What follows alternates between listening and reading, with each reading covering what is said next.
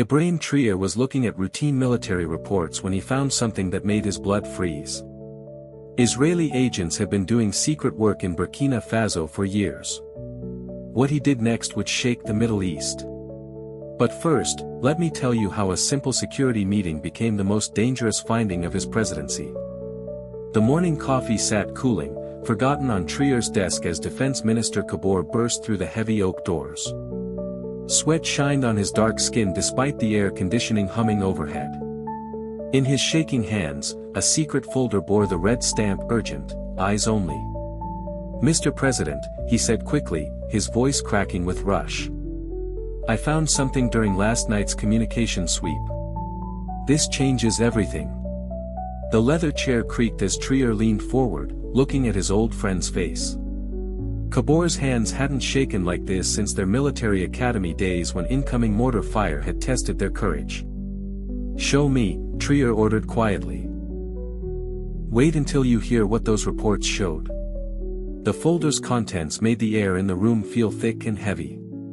Coded radio records, technical analysis sheets, and most scary of all, data that pointed to locations inside Burkina Faso. But these weren't from the usual suspects. The data info header read, "Source, Tel Aviv, destination, to pull assets." "Burkina Faso territory, Kabore," Traoré whispered, his voice barely heard. "How long have these messages been active?" His friend's Adam's apple bobbed as he swallowed hard. "To our analysis, sir, 3 years, maybe longer." The words hit like physical blows. For 3 years, while Traoré had been building his presidency on principles of freedom and independence, foreign agents had been doing secret work under his nose. But what happened next will terrify you. The first decoded message appeared on the secure tablet screen, its cold official language masking a terrible reality. "Target Alpha confirmed, gold mine production data sent." Local officials unaware of watching equipment setup. Traoré's military training kicked in, but he couldn't stop his hands from clenching into fists. Someone was stealing Burkina Faso's most sensitive economic data. Target Beta, working presidential communications listening running smoothly. Subject unaware of security break-in. The tablet nearly slipped from his grasp. They had been listening to his private conversations with his wife, his children, his most trusted advisors. Target Gamma requires immediate attention, Iranian weapons shipment found. Recommend action before delivery, sir. Kabore's voice cut through the shock. There's something else, something personal. Little did he know this was just the beginning. Deep in the intelligence files was a document that made Traoré's world collapse, a mental profile labeled, "Subject, Ibrahim Traoré, Threat Review, Critical." The file was dated 2 months.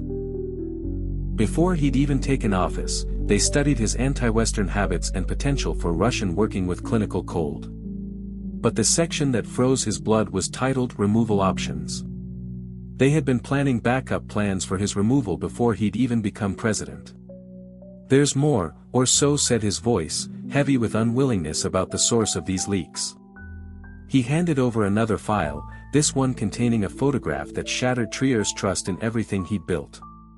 Colonel David Urego, his personal security advisor, the man who knew his children's names and dined at his family table, was shaking hands with a stranger at a cafe in downtown Ouagadougou.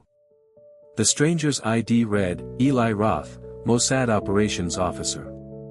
But wait, even darker memories flooded back with sick clarity. Urego asking casual questions about meeting schedules, his insistence on going with Traoré to security-sensitive discussions with Russian advisors, his handy absences during Chinese investment meetings. For 8 months, Israel had been living inside Traoré's inner circle, recording every conversation, studying every decision, preparing for every backup plan. How many people know about this? Traoré asked, his voice steady despite the storm raging inside. "Just us," replied the 2 intelligence officers who made the discovery.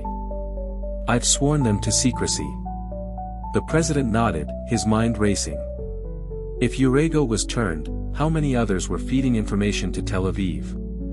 How deep did this getting inside go? The truth he found would change everything. What they uncovered over the next 48 hours was beyond understanding.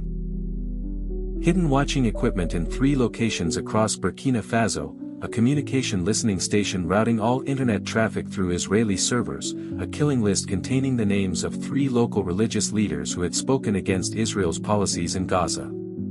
Those leaders were already dead, their murders blamed on jihadist groups, but the listen to communications told a different story: targets killed without local blame, operation successful. "They killed our people," Traoré whispered, staring at the evidence spread across the conference table. "On our soil, in our name." Traoré's response came from somewhere deep and primal, a place where presidential rules held no sway. "Then they've declared war on Burkina Faso." What Ibrahim Traoré did next shocked the entire world. The raids began at exactly 3:47 a.m., planned strikes on all 3 Israeli working sites. Traoré personally led the team targeting the compound near the capital, unwilling to trust such a sensitive operation to anyone else.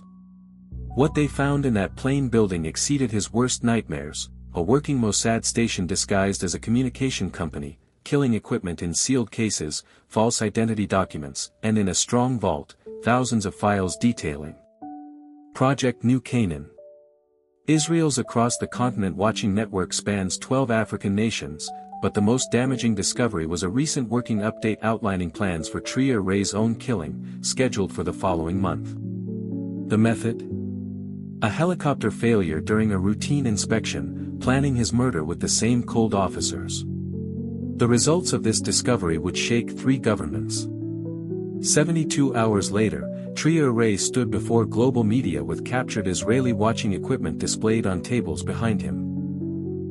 Steady now, his voice carrying the weight of absolute moral power of Burkina Faso and the watching world, he began, "Today we expose state terrorism done by Israel against African freedom." He held up "Listen to Communications," their Hebrew text translated into stark English. While Israel claims to fight terrorism, these documents prove they have been doing organized terrorism against African nations who dare support Palestinian rights. The evidence was too much to deny: satellite pictures of the watching stations, communications between Tel Aviv and agents in Ouagadougou, video telling what happened from captured agents, and technical details of killing equipment. Within hours, the story filled international headlines. Israel's immediate saying no rang hollow against the mountain of papers. More damaging still, similar evidence began coming out from Mali, Niger, and Chad. Burkina Faso wasn't alone. If you think that was shocking, wait until you see what happened next. The change that followed was unprecedented in African politics. Within 6 months, 12 nations had at the same time kicked out Israeli intelligence operations. The African Union passed its strongest decision in decades, condemning organized spying and killing programs done by foreign powers. But the personal cost was terrible. 3 killing attempts targeted Traoré in the following months. Colonel Ibrahim was found dead in his cell, they said ruled a suicide, a killing to prevent telling what he knew. The betrayal had cut deeper than any physical wound. During long nights in the presidential residence, now swept daily for watching devices, Traoré wrestled with questions that haunted him. How many others had been turned? Could he trust anyone completely? Is true freedom even possible in a world where foreign powers felt they had the right to African soil? Yet he never gave up. 1 year after the Showing the Truth, standing at the same podium where he'd first shown Israeli operations, Traoré addressed the change his courage had sparked. "They told us the price of independence would be too high," he said, his voice carrying across the packed hall and into homes across Africa. "They warned that challenging powerful nations would bring results." He gestured to the flags of 12 African nations now flying behind him. But the price of remaining silent, allowing foreign powers to murder our citizens, steal our resources, and plan our killings. That price was higher still. The audience rose as one, applause loud through the hall and spilling into the streets of Ouagadougou, where thousands had gathered to watch. Today, Africa stands taller because one small nation refused to remain silent about foreign terrorism. That courage has woke up a continent. As looking into things continued across Africa, more Israeli operations came out from the shadows. What had begun with Traoré's routine security meeting had become the continent's greatest fighting spies victory since independence. The man who had by chance found foreign watching in his reports had started an African waking up that would forever change the continent's relationship with those who sought to control it from afar. And that courage was worth every price they had to pay.